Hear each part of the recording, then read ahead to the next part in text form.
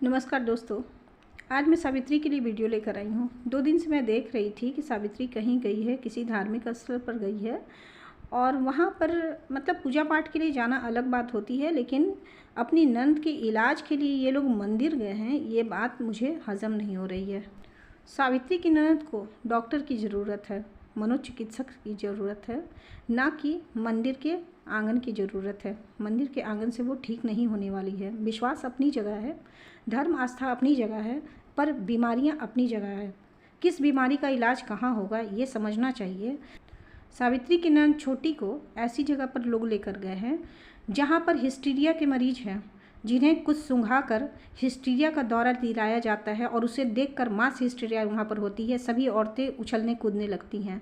लेकिन यहाँ पर छोटी को भी कुछ सूंघाया गया था जिससे कि वो अपने आपे में न रहे और उछल कूद करने लगे, जिससे कि ये साबित हो जाए कि उसके ऊपर भूत प्रेत का साया है।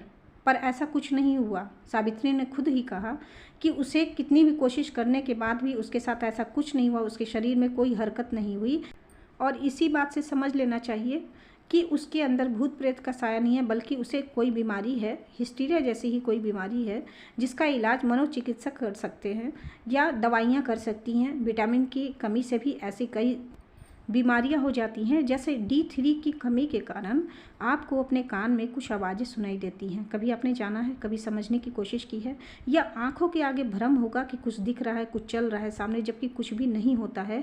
तो ये कमी विटामिन D के कारण होती है। आप डीपली जब जाकर पढ़ेंगे विटामिन D की कमी से क्या क्या लक्षण दिखाई देते हैं, तो आपको सब समझ में आ जाएगा। तो यहाँ पर यह भूत प्रेत नहीं होता, बल्कि विटामिन की कमी होती है शरीर में। अब चलिए मैं कुछ बातें करती हूँ कि सावित्री की स्थिति क्या है अपने ससुराल में। वो अपनी नंद को लेकर डॉक्टर के यहाँ जाना चाहती है, पर उसके ससुराल के सभी लोग एक जैसे हैं। वो मंदिर में इतनी आस्था रखते हैं। इससे पहले हमने देखा कि वो एक चर्च में लेकर चले गए थे उसे, लेकिन डॉक्टर के पास नहीं जाएंगे। आखिर इसके पीछे वजह क्या है, ये तो वही लोग जानते हैं कि उसे डॉक्टर के पास ले जाने की बजाय इतने पैसे खर्च करके कहीं दूर मंदिर में लेकर गए हैं। इससे पहले भी बागेश्वर धाम जाने की बात हो रही थी कि वहाँ जाने पर छोटी ठीक हो जाएगी, और बहुत सारे लोगों ने कमेंट भी किया कि हाँ हाँ बागेश्वर धाम ले जाओ, वहाँ ठीक हो जाएगी, ठीक हो जाएगी। तो अभी आपने देख लिया होगा इस वीडियो में कि ऐसे पेशेंट को पहले कुछ सूंघाया जाता है, जिससे कि वे मतवाले हो जाते हैं और उछल कूद करने लगते हैं। ऐसा ही बाबा के दरबार में भी होता है कि वहाँ पर कुछ ऐसी चीज़ जलाई जाती है, और आप लोगों ने देखा होगा कि हाथों में वो कोई चीज़ लिए रहते हैं और उससे फूंक मारते हैं, और उसके बाद लोग उछल कूद बहुत तेज़ी से करने लगते हैं। तो इसे मास हिस्टीरिया बोलते हैं। समझिए आप लोग, अगर नहीं जानते हैं तो जाकर पढ़िए, बहुत जगह पर ये चीज़ें मिल जाएगी कि मास हिस्टीरिया होती क्या है और ये कौन सी बीमारी होती है। ऐसे पेशेंट को किसी खास चीज़ से एलर्जी होती है और उनकी ये बीमारी बहुत तेज़ी से बढ़ जाती है उस वक्त उसकी महक से। तो ऐसा ही सब कुछ चलता है बाबाओं के दरबार में। मैं आज ये बात क्लियर कर देती हूँ आप लोगों को। आपने कभी गौर किया है कि महिलाओं की संख्या इन सभी जगह पर बहुत ज़्यादा होती है?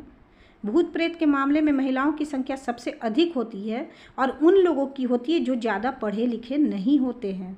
ये बातें आप लोग गौर कीजिएगा। आप वैसे पेशेंट को ध्यान से देखिएगा कि वो ज़्यादा पढ़े लिखे नहीं होते हैं और ना ही ज़्यादा पैसे वाले होते हैं।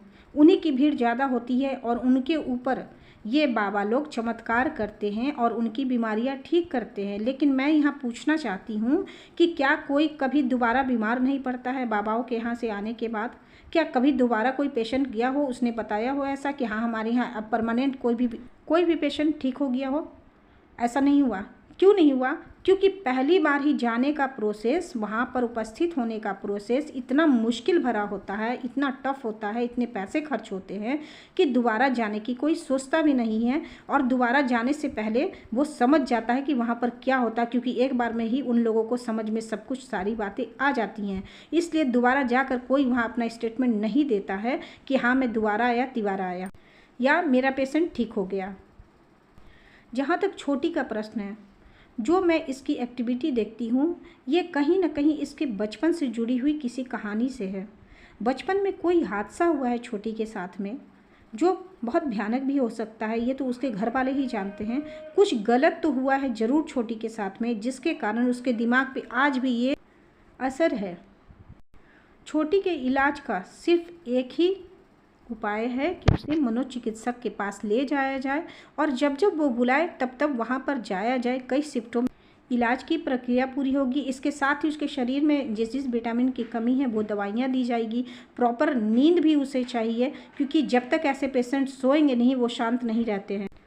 घरेलू उपाय के तौर पर एक बार मैं सावित्री को ज़रूर कहूँगी कि उसके खाने में शहद की मात्रा थोड़ी सी बढ़ाइए। उसे शहद दीजिए, किसी भी रूप में थोड़ी बहुत शहद दीजिए, जिससे कि वो स्थिर रहेगी, क्योंकि ऐसी बीमारियों में शहद बहुत ज़्यादा फ़ायदा करता है। वो माइंड को रिलैक्स करने में भी मदद करता है। लेकिन सावित्री क्या कर सकती है, वो भी मजबूर है, क्योंकि बाकी लोग नहीं मानते हैं सावित्री की बात। जैसा कि उसने अपनी वीडियो में भी कहा कि मैं लगातार डॉक्टर के यहाँ जाने की बात कर रही हूँ, पर ये लोग सुनते नहीं हैं। और जैसा कि हर बार की तरह बीच में आकर नारायण जी को तो टोकने की आदत है, सावित्री को बोलने नहीं देना है। तो ये सब बातें दिखती है सावित्री। और तुम अकेले भी ज़रा बोला करो, तुम्हें बोलना आता है। तुम हमेशा अपनी वीडियो में उन्हें बुला लेती हो और साथ में बोलती हो, फिर तुम जो बोलना चाहती हो वो तुम्हें बोलने नहीं दिया जाता है। तो प्लीज़ ऐसा ना करो, तुम जो बोलना चाहती हो वो बोलो, हम लोग समर्थन में रहेंगे तुम्हारे। तुम सही बोल रही हो कि छोटी को डॉक्टर के पास ले जाना चाहिए। सही बात है, उसे डॉक्टर के पास ही जाना चाहिए। यहाँ पर मैं थोड़ी सी कड़ी बात कहना चाहूँगी, शायद बुरी लगे सावित्री को या सावित्री के घर वालों की। सावित्री के पैसे ही सिर्फ चाहिए या उसकी मर्जी भी चाहिए? क्योंकि रहना सावित्री को है अपनी नंद के साथ में, तो जितनी जल्दी उसकी नंद सही हो जाए उतना सावित्री के लिए भी अच्छा है और उस घर के लिए भी अच्छा है। पर पैसे तो खर्च कर देते हो सभी लोग, लेकिन सही जगह खर्च नहीं कर रहे हो, जिसके कारण छोटी ठीक नहीं हो सकती है।